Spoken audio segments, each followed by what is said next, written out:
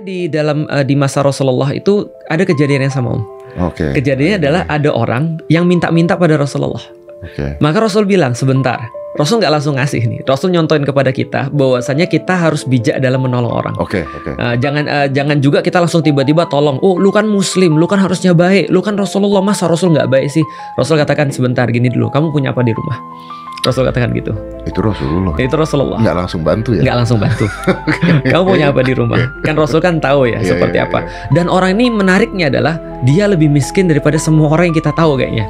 Dia bilang gini, aku cuma punya 2 lembar kain. Oke. Rasul bilang bawa ke sini.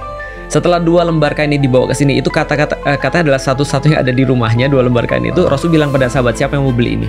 Ada yang bilang, ya Rasulullah, saya mau beli dengan harga 1 dirham. Oke. Ada Rasul kemudian bilang, bisa nggak ada yang kalian beli 2 atau 3 dirham? Oke. Akhirnya ada sahabat yang bilang, saya beli 2 dirham ya Rasulullah. Oke. Nah, Rasul dapat 2 dirham. Rasul bilang, 1 dirham.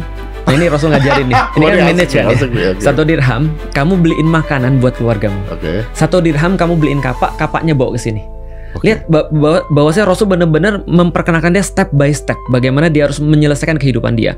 Menariknya lagi ketika dia sudah beli kapak bawa kepada Rasulullah, Rasul bilang sini kapaknya, Rasul ambil kayu, Rasul belah jadi 2. Lakukan seperti ini, tempatnya di situ. Nah, ini Rasul bertindak sebagai kepala negara nih. Dia menyelesaikan permasalahan yang sistematik. Nah, ada di situ kayunya, ambil kayu di situ, bawa ke sini. Dan saya tidak mau ngelihat kamu setelah 15 hari baru datang. Jadi Rasul nggak mau setiap hari harus di feeding, terus orang tuh datang pada dia, gimana nih hidup saya gimana? Rasul bilang jangan datang kecuali 15 hari. Jadi batas evaluasi itu sekitar 2 pekan. Nah, itu bahkan ditunjukkan batas evaluasi berapa lama kita menilai orang itu serius atau tidak, berapa lama kita nilai orang tuh mentalnya benar atau tidak, atau ada sesuatu yang harus kita benerin terlebih dahulu. 2 pekan. 15 hari kemudian dia datang bawa 10 dirham. 10 dirham Rasul katakan, sebagian daripada ini beliin pakaian, beliin makanan, setengahnya lagi terserah kamu untuk apa. Beginilah caranya dan kamu jangan minta-minta. Itu kata Rasulullah. Beautiful. Kenapa? Karena Rasul benar-benar menyelesaikan permasalahan dari mentalnya. Bahwa kamu jangan minta-minta dulu, sementara kamu bisa melakukan sesuatu.